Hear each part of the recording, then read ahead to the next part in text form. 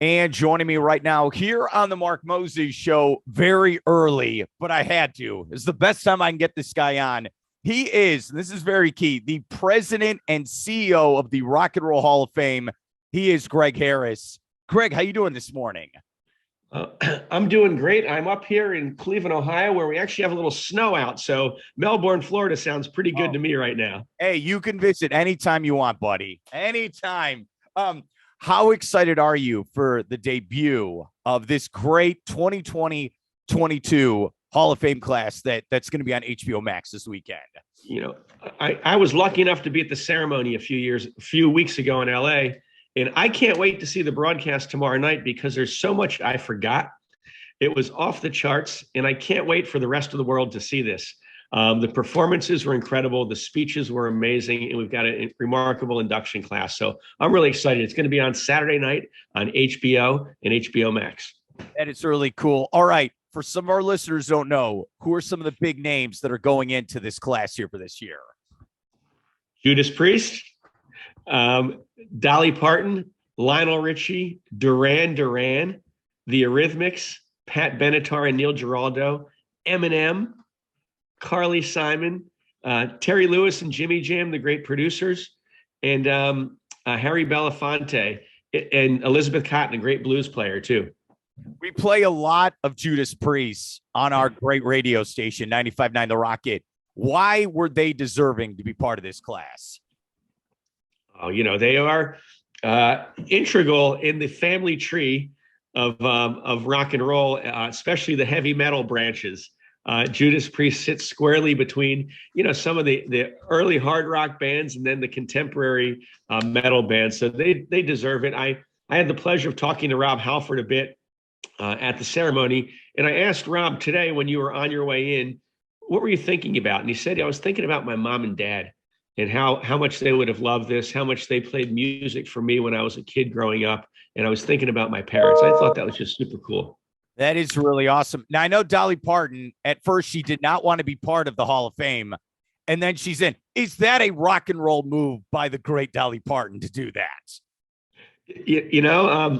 It was actually pretty brilliant because everybody in the country was wondering if Dolly was going to get in or not get in. And, she belongs. The pillars of rock and roll are blues, gospel, country, and R&B, and she's squarely this great country star that's also been a groundbreaking female musician, female artist, songwriter, and trendsetter. So we're thrilled she's in. Well, Greg, is she now a rock and roll star? Like, what's going on with Dolly? She's in the Rock and Roll Hall of Fame, along with Bill Monroe and Hank Williams and Johnny Cash and others. They're all in the Rock and Roll Hall of Fame, too. Dolly actually wants to issue a pure rock and roll record now, is what she's saying. And without that, she's still in the Rock and Roll Hall of Fame. She's got her street cred as being a pioneer. But let's see what she comes out with. She debuted a new song at the inductions, and it'll be in the broadcast for people to see. That is really cool. All right, I am 40 years old. I was maybe a senior in high school the first time I heard Eminem. I can't believe it's been that long. What are your thoughts on Eminem, especially such a groundbreaking artist going into the Hall of Fame? Well, inducted by none other than Dr. Dre, and just hard hitting. This is a guy that, if I remember right, his first 10 records all came out at #1. Even it was like he was setting records that hadn't been done since the Beatles. But what it meant was that the entire country was listening to him, and it was resonating. And like you were saying, you were in high school or junior high. That was the soundtrack for everybody. He was expressing himself in a powerful, powerful way. At the ceremony, he really shared with us that rock and roll saved his life, that hip hop and Dr. Dre saved his life. And he brought an incendiary performance. Wait till you see it on television. All right. How long have you been the president of the Hall of Fame? I'm approaching my 10th year, and it's gone by like that. It's an amazing place. I encourage everybody to hop on a plane and come to Cleveland, Ohio, and check out this great museum. I went years ago. I love it so much. And I was doing research on you. You were on the board for the Baseball Hall of Fame before that, right, Greg? I was a senior executive there for 14 years. I'm very fortunate to have had a great run in Cooperstown, and then to do the same thing out here with the Rock and Roll Hall of Fame. So I'm honored to work at places that people care about. These things are incredibly important to all of us as music fans, as sports fans, as Americans. I looked this up. You got to let me know this is real. So the award ceremony took over 6 hours, and then you had to cut it down to 3 hours. How long of a day was that for you? Especially, it must have been just nonstop, right? Oh, geez. There's great producers on the show. Joel Gallen, Joel Parisman, and John Sykes. And I believe they squeezed out an extra hour. So people might want to get ready. There may be a little an extra hour of footage in there. We'll see. But it was all terrific and really hard to do. It was 6 hours. Okay. All right. I'm talking to the president of Hall of Fame. So I got to vouch. Can we get Rage Against the Machine in next year? Can we please do this? Please, man. I actually got to see Tom Morello out in LA, and I saw Rage when they came through Cleveland just a few weeks ago. Amazing, amazing show.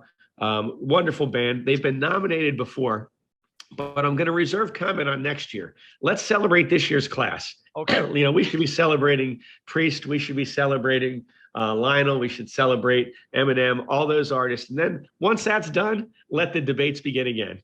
Okay. Is there a moment where you get starstruck, even though you talk to these great artists all the time? Is there anyone you're like, oh man, I can't believe it? Is there anyone like that? I grew up on the East Coast in New Jersey. So seeing Bruce Springsteen get on stage at the end of the show, performing in tribute to Jerry Lee Lewis, he turned this LA theater into a Jersey bar, and everybody had a blast. So yeah, we all do. We're in this business because we love music, because we love the way it makes us feel and makes other people feel. And just honored to be able to do this, and can't wait for that energy to come through on Saturday night. That is really cool. All right, before I let you go, the floor is yours. What do we need to check out Saturday night, buddy?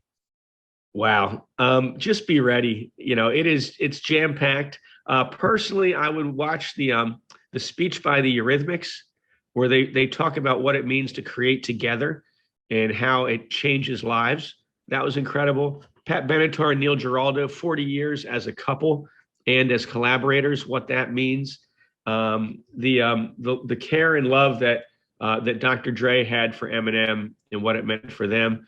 I could say that about everybody. The induction speeches were incredible. And check out Rob Halford duetting with Dolly Parton and Jolene. It's awesome.